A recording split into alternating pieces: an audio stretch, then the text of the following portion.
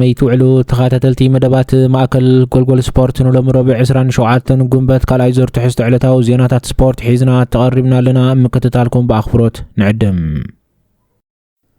ኣብ ታሪኽን ንፈለማ እዋን ዋንጫ ኣውሮፓ ከልዕላ ድሕሪ ፍርቂ ፍጻመ ቆጽራ ሒዘን ዝጸንሐ እንግሊዛዊት ክለብ ክሪስታል ፓላስ ምስ ስፓኛዊት ክለብ ራዮ ቫሌካኖ ናይ ፍጻመ ናይ ኮንፈረንስ ሊግ ጸወታ ኣብ ጀርመን ከተማ ላይፕዚግ ኣብ ዝርከብ ሬድ ቡል ኣሬና ተፋሊመን ክሪስታል ፓላስ ብታሪኻዊ ፍጻመ ተዓዊታ ዝመጽእ ዓመት ኣብ ዩሮፓ ሊግ ትሳተፍ ምዃና ኣፍሊጣ እዚ ታሪኻዊ ርክብ ናይ ክልቴን ወገናት ነፍሲ ወከፈን ካልኣይ ግዜ ኣብ ፍጻመ ናይ ኣውሮፓ ውድድር ምብጽሕን ካብቲ ነዚ ጸወታ ፍሉይ ገበረዩም ኪኖ ዋንጫ ምዕታር ውንታ ዕውት ጋንታ ኣብ ዝመጽእ ዓመት ኣብ ዩሮፓ ሊግ ብኣውቶማቲክ ቦታ ዘረጋግጸላ ብምዃኑ ዘለወን ደም ክኸፍላ ግድን ነይሮም ክልቴን ጋንታታት ኣብዚ ውድድር ተመሳሳሊ ናይ ምክልኻል ክብረ ወሰን ስለ ዝነበረን ቁልጡፍ ሾት ክርአ ትጽቢት ኣይነበረን ከምቲ ዝነበረ ትጽቢት እውን ንልዕሊ ፍርቂ ሰዓት ኣብ ዕላማ ካህርማ ይከኣላን ብዘካት ኣብ 25 ደቂቓት ካዕይ ራዮ ቫሌካኖ ኣልማኦ ኣብ ውሽጢ ልዳት ዘካየዳ ሓደገኛ ንግዳም ዝወፀት ፈተነ ንተዓዘብቲ ዘሰልቸወ ናይ ቀዳማይ እብረ ጸወታ ይትራዩ ኣብ ተወሳኺ ግዜ ናይ ቀዳማይ እብረ ክለብ ክሪስታል ፓላስ በኣዳም ዋርተን ናብ ልዳት ራዮ ቫሌካኖ ዝሸንጎገታ ኩዕሶ ብሬሲ ሚቸል ተፈቲና ንጸጋማይ ዓንዲ ልዳት ንእሽቶ ሕልፍ ኢላ ዝኸደት ናይቲ እብረ ዝተዓዘብናያ ፈተነያ ኣብ መበል 20 ደቂቕ ተኸላኻላይ ክለብ ራዮ ቫሌካኖ ሲስ ላስትማን ክንሱ ኣብ ልዕሊ ፒኖ ዝፈጸመ በደል ብጫ ካርድ ጥራሕ ክወሃብ ምኽኣሉ ካብ ዕድለኛ ዝገበረዩ ምናልባት እንተዝሕልፎ ነይሩ ናብ ሾቶ ቀይራ ምኻለ እቲ ድኹም እብረ ብዘይ ኣብ ታርጌት ዝሃርመ ፈተነ ባዶ ብባዶ ተዛዚሞም ኣብ ናይ ድሕሪ ዕረፍቲ ጸወታ ዝነበራ ድኽመት ይዕርያ ዝተመለሰት እንተደኣ ኔራታ ኤፍኤ ካብ ምዕዋታ ስዒቡ ናብ ውድድር ዝበጽሐት እንግሊዛዊት ክለብ ክሪስታል ፓላስ እያ እታ 9 ጸወታት ጽዕረት ከመዝገበት ፍጻመ ዝበጽሐት ራዮ ቫሌካኖ ግን ንሓይሊ ፕሪምየር ሊግ ክትምክቶ ይከኣለትን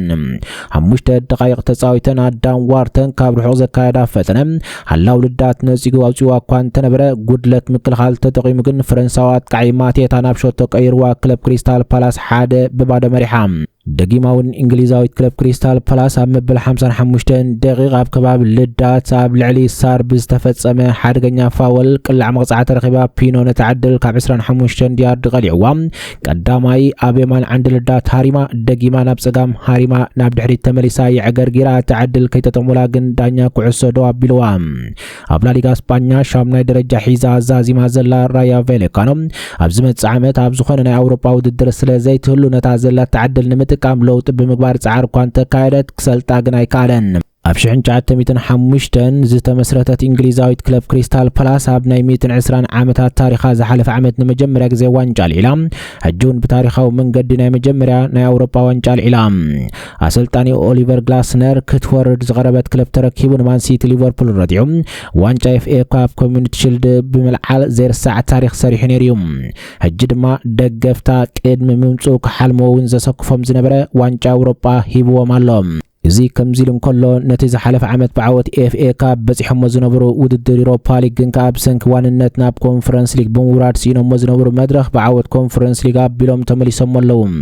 ናይ ኩሉ ግዜ ጅግና ክለብ ክሪስታል ፓላስ ማቴታ ኣብ ታሪኽ እታ ክለብ ዘይርሳዕ ስም ከጽሕፍ እንከሎ ናይ መወዳእታ ጸወታ ዘካየዳ ኣሰልጣኒ ግላስነር ድማ 3 ብደገፍቲ ተሓሲቡ ዘይፈልጥ ዋንጫ ኣዕቲርዋ ኣሎ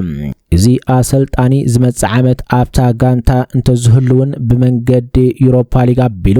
ናብቲ ዘይሕሰብ ውድድር ቻምፒየንስ ሊግ ኣውሮፓ ክትበጽሕ ምኽኣላ ነይሩ ኢልካ ክትዛረብ ዘድፍር እዩ ፕሪምየር ሊግ ዓዲ እንግሊዝ ካብ 3-2 ዋንጫ ማለት ዩሮፓ ሊግ በኣስቶን ቪላ ኮንፈረንስ ሊግ ብክሪስታል ፓላስ እወሲዱሎም እታ ዝተረፈት ቻምፒየንስ ሊግ ኣውሮፓ ድማ ኣርሰናል ምስ ፒኤስጂ ውጽኢታ ክጽበዩ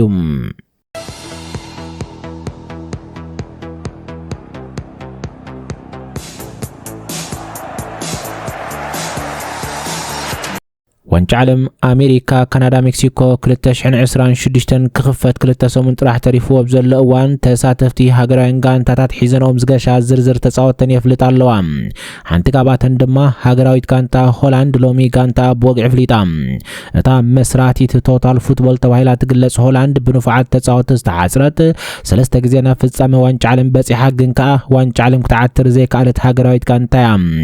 ሎም ዓመት ግን ነቲ ሕማቕ ታሪኽ ንምቕያር ካብ ዓበይቲ ክለባት ኣውሮፓ ክሳብ ሰሜንን ደቡብን ኣሜሪካ ዝጻወቱ መብዛሕትኦም ድማ ኣብ ብሉጽ ብቕዓት ዘለዉ ተጻወትቲ መሪጻላ ኣሰልጣኒ ሮናልዶ ኮማን ኣብ ዝመረጾም 26 ተጻወትቲ እቶም 15 ካብ ክለባት ፕሪምየር ሊግ ዓዲ እንግሊዝ ክኾኑ እንከሎ ሊቨርፑል ብራይተን ነፍሲ ወከፈን ሰለስተ ተጻወትቲ ኣምሪጸን ኣለዋ ናይ ማእከል ተኸላኻላይ ቨርጅል ቫን ዳይክ ኣካፋፋሊ ራያን ግራቨንበርኽን ኣጥቃዒ ኮዲ ጋክፖን ካብ ሊቨርፑል ክምረጹ እንከሎ ሓላው ልዳት ክለብ ብራይተን ባርት ቨርብረገን ምስ ደቂ ጋንቱ ተኸላኻላይ ያንድ ፖል ሄክን ኣካፋፋሊ ማትስ ዌቨርን ተመሪጾም ኣለዉ ካብ ማንቸስተር ሲቲ ተኸላኻላይ ናታን ኣከ ኣካፋፋሊ ቲጃኒ ራይንደርስ ክምረጹ እንከሎ ካብ መስመር ምክልኻል ጁሪያን ቲምበር ካብ ኣርሰናል ሚኪ ቫን ደቨን ካብ ቶተንሃም ጀረል ሃቶ ካብ ቸልሲ ተኻቲቶም ኣለዉ ኣካፋፋሊ ክለብ ባርሴሎና ፍሬንክ ዲዮንግ ኣጥቃዒ ኮርቲያንስ መንፊስ ደፓይ ኣጥቃዒ ማንቸስተር ዩናይትድ ነበር ሕጂ ኣብ ኣያክስ ኣምስተርዳም ዝጻወት ዘሎ ሁጎ ወገረስት እውን ኣብዛ ጋንታ ተኻቲቶም ኣለዉ በኣንጻር ግን ፍሪምቦንግ ካብ ሊቨርፑል ኢያን ማትሰን ካብ ኣስቶን ቪላ ስቨን ቦትማን ካብ ኒካስትል ኣብታ ሃገራዊት ጋንታ ክካተቱ ዘይከኣሉ ተጻወትቲ እዮም እቲ ዘገርም ግን ተጻዋታይ ክለብ ሊቨርፑል ፍሪምቦንግ ቅድሚ ገለ መዓልታት ዲፓይ ምሳና ናብ ዋንጫ ዓለም ክኸይድ ኣለዎ ኣሰልጣኒ ክድውለሉ ኣለዎ ምሳና ይኸይድ ኢሉ ነይሩ ኣሰልጣኒ እቲ ሃገራዊት ጋንታ ሮናልዶ ኮማን ግን ሎሚ ንመንፊስ ዲፓይ ንዋንጫ ዓለም ክኸይድ ክድውለሉ እንከሎ ንፍሪምቦንግ ግን ክድውለሉ ኣይተረኣየን እዛ ኣራንሺ ማልያ ዝድምቀታ ጋንታ ካብ 8 ናይ መጻረይ ጾታት 6 ተዓዊታ ኣብተን ጾታት ድማ 27 ሾቶታት ብምምዝጋብ ኣብ ናይ ሎሚ ዓመት ዋንጫ ዓለም ካብተን ብብዝሒ تسبي زقبرلن هاجران غانتات كوين الله هاجراويت غانتا هولندا مدب 6 ዋንጫ ዓለም ምስ ሃገራውያን ጋንታታት ሽወደን ጃፓን ቱኒዚያ ተኻቲታላ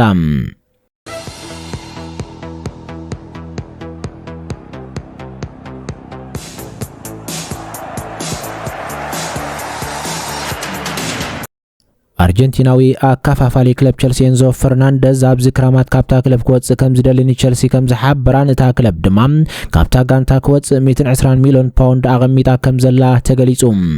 እዚ ወዲ 25 ዓመት አርጀንቲናዊ አካፋፋሊ ክለብ ፕሪሚየር ሊግ መበል 10 ደረጃ ሒዛ ምዝዛም ኣስዒቡ ኣብ ዝኾነ ናይ ኣውሮፓ ውድድር ስለ ዘይትህሉ ናብ ካልእ ክለብ ክግዕዝ ይደፍእ ኣሎ እታ ናይ ከተማ ለንደን ክለብ ወግዒን ፈርናንደዝ ከም ኣካል ናይቲ ኣብ ትሕቲ ዝመጽእ ሓድሽ ኣሰልጣኒ ቻቢ ኣሎንሶ ዝግበር ፕሮጀክት ንነዊሕ እዋን ዝጸንሕ ሕምረት እታ ጋንታ ጌራ ክትሕዝያ ትመርጽም ይኹን እምበር ሓንቲ ክለብ ትዝሕተት ዘሎ 120 ሚሊዮን ፓውንድ ዋጋ እንተዳ ማልያ ኣብ መንገዱ ደው ከም ዘይትብል ኣፍሊጣላ ብዘካዚ ፈርናንደዝ ክሳብ ሰነ 2032 ዝጸንሕ ናይ ነዊሕ ግዜ ውዕል ስለ ዘለዎ ክለብ ቸልሲ ብትሑት ዋጋ ክትሸጦ ፋይናንሳዊ ጸቕጥ የብላን ሓለፍቲ እታ ክለብ ድማ ነታ 2023 ንፖርቹጋላዊት ክለብ ቤንፊካ ዝኸፈልዎ 107 ሚሊዮን ፓውንድ ሙሉእ ብሙሉእ ክመልስዎ መክሰብ ክረኽቡልን መደብ ኣለዎም ዋላ እኳ ቸልሲ ኣብዚ ዓመት ስፖርት ድኽመት እንተርኣየት ፈርናንደዝ ግን ኣብ ኩሉ ውድድራት 15 ሾቶታትን 7 ኣሲስትን ብምምዝጋብ ውልቂ ጽቡቕ ብቕዓት ብምራይ ድሕሪ ጃኦ ፔድሮ ካልኣይ ብሉጽ ተጻዋታይ ቸልሲ ኮይኑ ዛዚሙ እዩ እዚ ከምዚ እንከሎ ስፓኛዊት ክለብ ሪያል ማድሪድ ኤንዞ ፈርናንደዝ ዝመርጻ ክለብ ምዃናን ወኪሉ ጃቪየር ፖስተረ ድማ ምስታ ስፓኛዊት ክለብ ርክብ ፈጢሩሎም ይኹን እምበር ሪያል ማድሪድ ኣብዚ እዋን እዚ ካብ መሸጣ ተጻዋታ ሩኡይ ኣታው እንተዘይጌራ ክተሳግሮ ኣይክትጓየን እያ ናብ ሓድሽ ዘመን ተኣቱ ዘላ ማንቸስተር ሲቲ ኣሰልጣኒ ቸልሲ ነበር ኤንዞ ማሬስካ ንፔፕ ጓርዲዮላ ክትኮት ትጽቢት ኣብ ዝግበረሉ ዘሎ እዋን ጸብጻባት ስካይ ስፖርት ኒውስ ከም ዘመልከትዎ ኣብ ፈርናንደዝ ንጡፍ ተገዳስነት ከም ዘይብላን ኣብ ክንድኡ ኒለት አንደርሰን ተጻዋታይ ኖቲንግሃም ፎረስት ቀዳምነት ትወላ ፈረንሳዊት ክለብ ፒኤስጂ ብወገና በመንጎኛታት አቢላ በብዝሒ ክትሓዝ ኳን ተጸናዓት ኣብ ዝክራማት 120 ሚሊዮን ፓውንድ ኣውጽኣ ክትዕድጎ ዘለዋ ተኸሎ ከም ዘይኮን ብወግዕ ፍሊጣ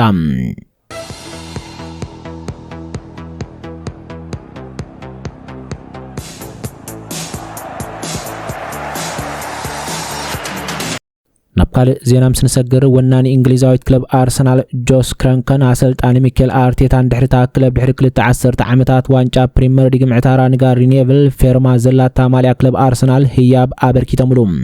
ملختي تا هياب أب دحريت إتا قصر كل ماليا ميكيل أرتيتا بولكو نغار رينيفل كاندي دغافينا ويكا زبلت دغافينا زبل وازازلو صحف أسفيرو هيبوم بزي كازون أرتيتا قدمي غلا سمنا تابل ممد ابز نبرو لغزي أرسنال ዋንጫ ፕሪሚየር ሊግ ምስተዓወተት ጋሪ ኔቭል ነታ ማልያ ክኽደን ከም ዘለዎ ኔቭል ነጊርዎ ከም ዝነበረ ተዋዚዮም እቲ ተጻዋታይ ነበር ኣብ ዝሓለፈ ሂደት ዓመታት ብዛዕባ ኣርሰናል ዋንጫ ክትወስድ ዝብል ሓሳብ ብተደጋጋሚ ዝነበሮ ጥርጣሬ ኣብ ግምት ብምእታው እዚ ህያብ ካብታ ክለብ ላግፂ ከም ዝተበርከተሉ ዝትርጎም ኣብ ሞንጎ ማንቸስተር ዩናይትድን ኣርሰናልን ሓያል ታሪኻዊ ህልኽ እኳ እንተሎ ጋሪ ኔቭል ግን ነታ ህያብ ብጸጋ ተቐቢሉ ነታ ክለብ ኣመስጊኑ እታ ማልያ ኣብ ፍሬም ተጌራ ኣብ ገዝኡ ክስቀል ምዃና ቃልኣት ይሎም እንተኾነ ግን ዋይን ሩኒ ዘይከም ጋሪ ኔቭል ሓደ ካብቶም ሙሉእ ዓመት ስፖርት ንኣርሰናልን ሚኬል ኣርቴታን ብቐጻሊ ክድግፉ ዝሓገዩ ተንተንቲዮም ከምዚ ዝከር ኣብ መጀመርያ ናይ ዓመት ስፖርት ዋይን ሩኒ ኣርሰናል ዋንጫ ፕሪሚየር ሊግን ቻምፒየንስ ሊግ ኣውሮፓን ከም ትዕወት ኣብ ዝገመተሉ ዋላ እውን ማንቸስተር ሲቲ ናብ ኣሰራ እንተተጸግዐት ኣብ ዝመርገጺ ጸኒዑ ኣብ ሙሉእ ዓመት ስፖርት ሩኒ ንኣርቴታ ዘለዎ ኣድናቆት ብግልጺ ብምዝራብ ላዕለዋይ ኣሰልጣኒ ኢልወዩ ድሕሪ ዋንጫ ምዕዋቶም እውን ሩኒ ነታ ጋንታ ቦትለርስ ክብሉ ዓመታት ዝሕለፉ ነቐፍቲ ብምጥቃስ ዋንጫ ክተልዕልን ክዕዘባን ከሎ ናይ ብሓቂ ስምዒታዊ ኮይኑ ከም ዝነበረ እዩ ገሊጹ ብዘይካ ሩኒ ኣብዚ ቀረባ እዋን ነታ ኣብ ክራማት ዝተዓደገ ኣጥቃዒ ቪክቶሪያ ኮሮስ ናይ ዓመት ስፖርት ዝበለጸ ፈራሚ ክብል ክነዶን ከሎም እዛ ኣጥቃዒ ኣርሰናል ኣብ ዝሓለፈ ዓመታት ዝጎደላ ልክዕ ብልጫ ሂቦዋ ክብል ተማጊቱ ስለዚ ኣርሰናል እዚ ዝገበረን ኣብ ጎና ዝጸንሕን ሰብረሲዓ ናይ ብሓቂ ንኔቪል ህያብ እንተዳ ሂባቶም ንዋይን ሩኒ እንታይ ዓይነት ህያባያ ክትቦ ክንርኢ ክንጽበ ግድን ክኸውን እዩ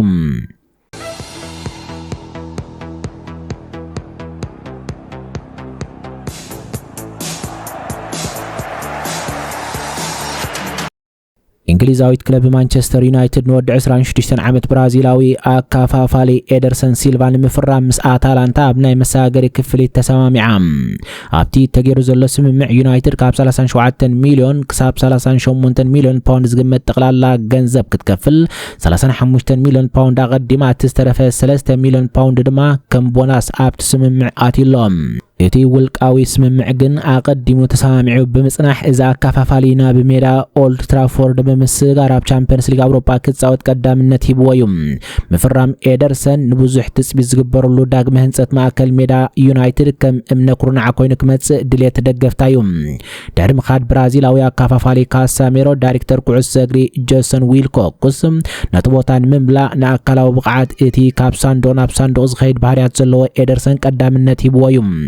ممتع ازي برازيلاوي تصاوتاي نمصاي مانيال اوغارت اب حتو زوت كوينو دحري كبيد عمت سبورت اتو راغاياوي تصاوتاي بلغح وي كان حوار كوت كفقدل يخيليوم ازي اب 2024 مساء اتلانتا وانچا اوروبا ليج زعاتر ايدرسن يونايتد اب 4 وددرات كتصاوت نمحغاز اگداز اوروباو مسمر ولد حيزو كمصيوم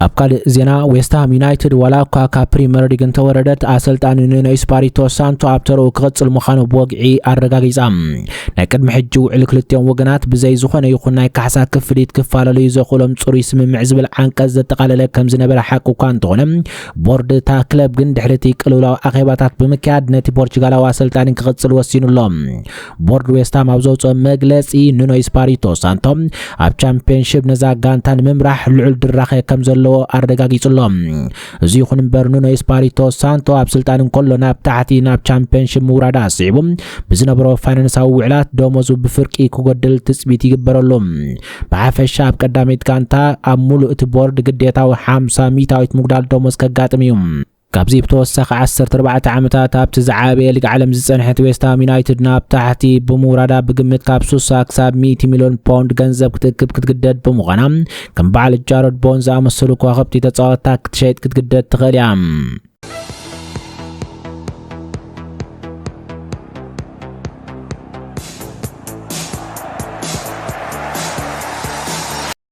اسبانياويت كلب بارسلونا ناي كنفات قعي انتوني غوردن باير مونيخ قديمان من فرام نيوكاسل اب قطاو زررب بمتاو تفታዊት ኮይና ከም ዘላን ኣብ ስምምዕ ከም ዝበጽሐትን ይግለጻሎም ዝወድ 25 ዓመት ኣባል ሃገራዊት ካንታ እንግሊዝ ዝኾነ ተጻዋታይ ክለቡ ኒውካስል ኣብ ፕሪሚየር ሊግ መበል 12 ደረጃ በመሓዛን ዳግማይ ጋንታ ንምህናጽ ገንዘብ ምእካብ ኣድላይ ብምዃኑ ኣብ ዝክራማት ካብ ሴንት ጄምስ ፓርክ ክወጽእ ትጽቢት ይግበርም ኒውካስል ዩናይትድ ተወሳኺ ዋጋታት ሓዊሳ ካብ 75 ሚሊዮን ፓውንድ ክሳብ 80 ሚሊዮን ፓውንድ ክትከፈል ተሓትት ኣላ አንቶኒ ጎርደን ቅድሚ ሕጂ ምስ ጀርመናዊት ክለብ ባየር ሙኒክ ኣብ ውልቃዊ ውዕላት ክሰማዕ እኳ እንተኻለ ኣብዚ ቀረባ እዋን ዝወፀ ጸብጻብ ግን ናብ ባርሴሎና ንምስጋር ቀዳምነት ከም ዝሃቦ ይሕበር ኣሰልጣኒ እታ ክለብ ኤዲ ሃው ንጎርደን ኣብተን መወዳእታ 4 ጸወታት ናይ ዝዓመቶ ስፖርት ኣብ መቐየር ወንበር ክቐምጦም ምዃኑ ዋጋ ምስጋሩ ንምሕላውን ንመጻኢ ንምድላውን ከም ዝኾነ ድማ ጸብጻባት ይረድኡ በአንጻር ናይዚ ኣብ ትሕቲ ኣሰልጣን ሃንስ ፍሊክ ባርሴሎና ንጎርደን ከም ፍጹም ልዕል ጸወት ዘለዎ ናይ ጸጋማይ ክንፊ ተጻዋታይ ጌራያ ትሪኦም ወላ እኳ ጽኑዕ ሕግታት ምዝገባን ተጋጠማ ባርሴሎና ነቲ ናይ ምስጋር ክፍሊት ብመሸጣ ተጻወቲ ክትምውሎ ተስፋ ኣለዋ አንቶኒ ጎርደን ኣብ 2025-26 ዓመት ስፖርት ብሉጽ ብቕዓት ብምምዝጋብ ብሉጽ ምዝጋብ ሾቶ ኒውካስትል ኮይኑ ክዛዝም እንከሎ ብፍላይ ኣብ ውድድር ቻምፒየንስ ሊግ ኣውሮፓ ተወዳዳሪ ዝኾነ ብቕዓት ኣርእዩ እቲ ጸብጻብ ከም ዘረድኦ ባርሴሎና ኣብዚ ሕጂ ዋነት ውድድር ትመርሖ ከም ዘላን ዳይሬክተር ስፖርት ዲዮኮ ኣብዚ ቀረባ ዋና ኣብ ለንደን ተጓዒዙ ምስ ሓለፍቲ ኒውካስትል ብዛዕባ ኣቃውማ ናይቲ ክፍሊት ቀጥታዊ ዘተ ገይሩ ይብል ጀርመናዊት ክለብ ባየር ሙኒክ ቅድሚ ሶምናት ወግዓዊ ዘተ ካይዳ ብውልቃዊ ውዕላት ተሰማሚዓ እኳ እንተነበረት እንተኾነ ግን ውሽጣዊ ዋጋ እታ ክለብ ካብቲ ኒውካስትል ተሓቶ ዘሎ ዋጋ ኣዝዩ ትሑት ስለዝኾነ ዓቢ ክፍተት ፈጢሩሎም እንግሊዛውያን ክለባት ሊቨርፑል ኣርሰናል ዋላ እኳ ወግዓዊ ጨረታ እንተዘየቕርባን ጎርደን እውን ናብ ወፃኢ ሃገራት ክግዕዝ ከም ዝደሊ እንተደለየ ነቲ ኩነታት ብንጥፈት ክከታተሎ ጸኒሐን እየን